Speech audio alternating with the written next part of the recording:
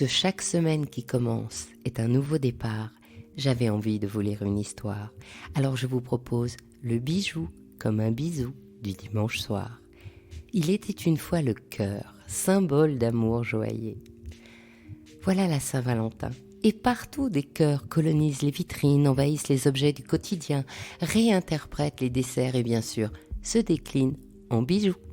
Mais d'où vient cette forme si spécifique du cœur ? Le mot « corps » est la racine indo-européenne du mot « cœur » qui désigne à la fois la notion de centre, de sentiment et d'intelligence, c'est-à-dire qu'on pense et on ressent dans un cœur qui se situerait au milieu du corps, vers le nombril.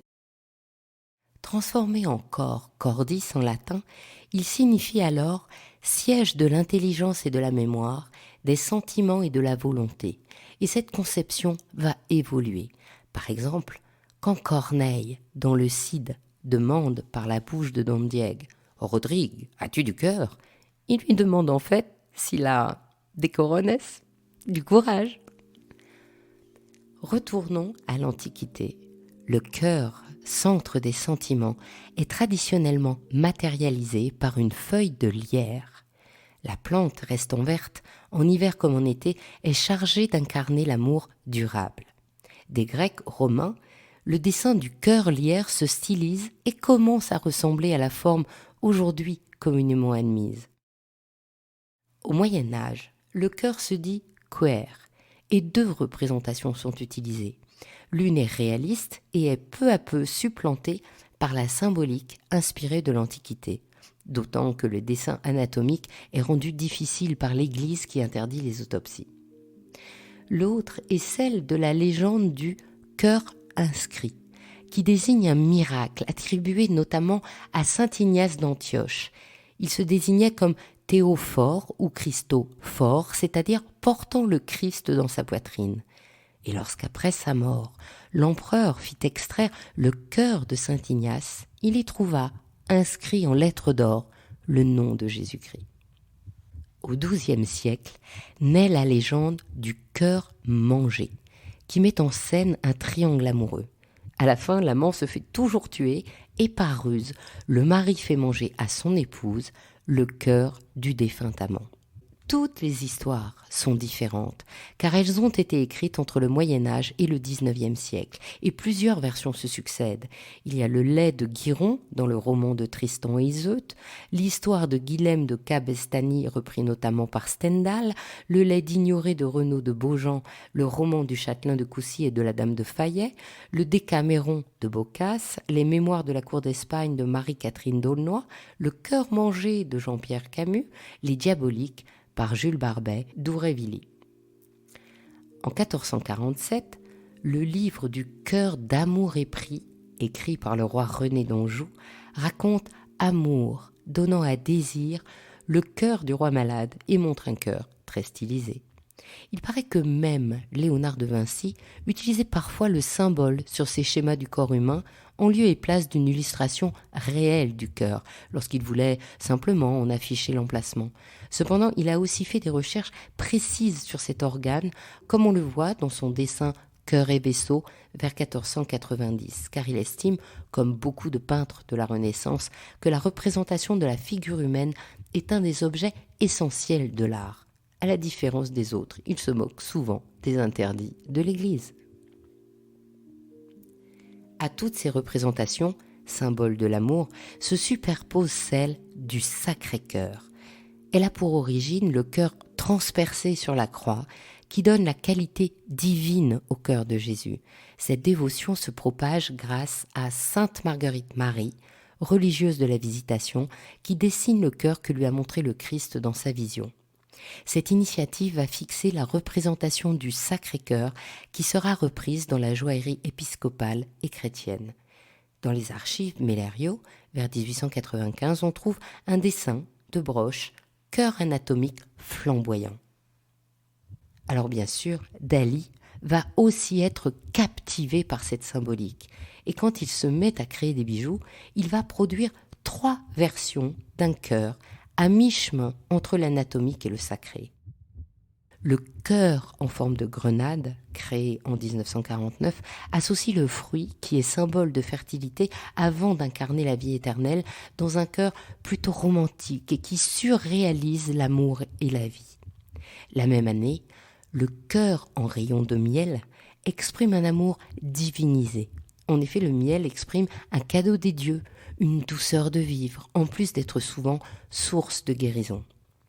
Et en 1953, Salvatore Dali réalise le cœur royal, un cœur anatomique en rubis et qui bat grâce à un mécanisme à moteur inséré dans un grand cœur d'or en forme d'ex-voto. L'amour romantique est la dernière forme de légende dont on aime à se souvenir à la Saint-Valentin. Cet amour est idéalisé, passionné, exalté, quelquefois excessif. Il mérite donc des cœurs à profusion. Le film Pretty Woman incarne cet amour romantique. Et on se souvient de Richard Gere offrant une sublime parure de cœur, diamant et rubis à Julia Roberts avant de l'emmener à l'opéra.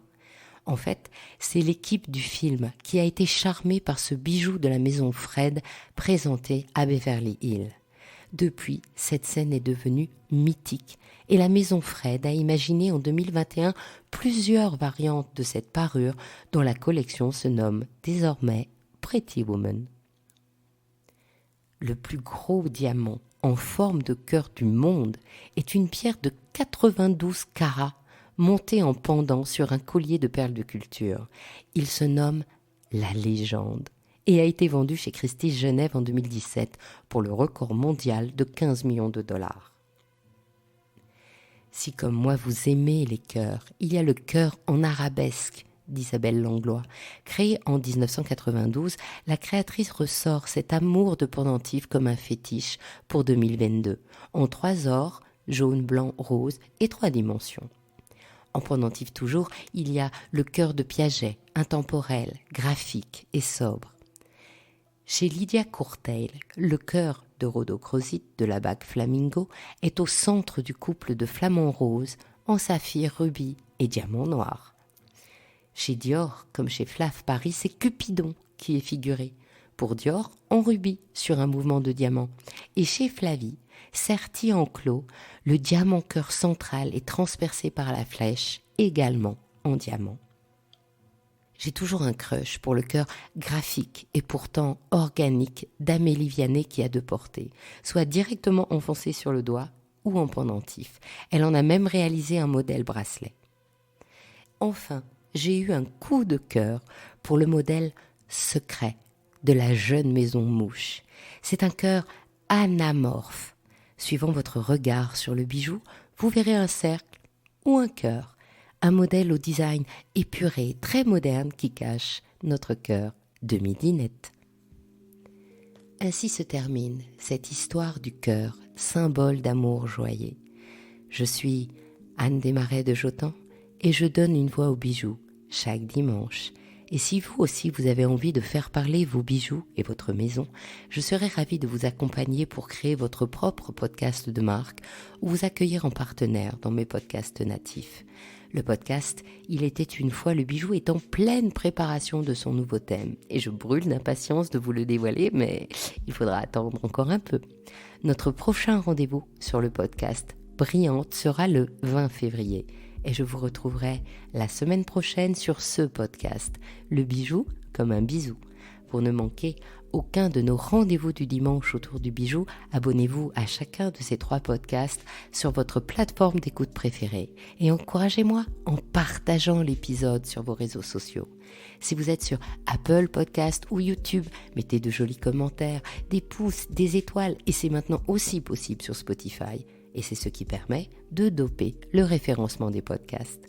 Je vous souhaite une jolie semaine. À la semaine prochaine pour votre prochaine histoire de bijoux.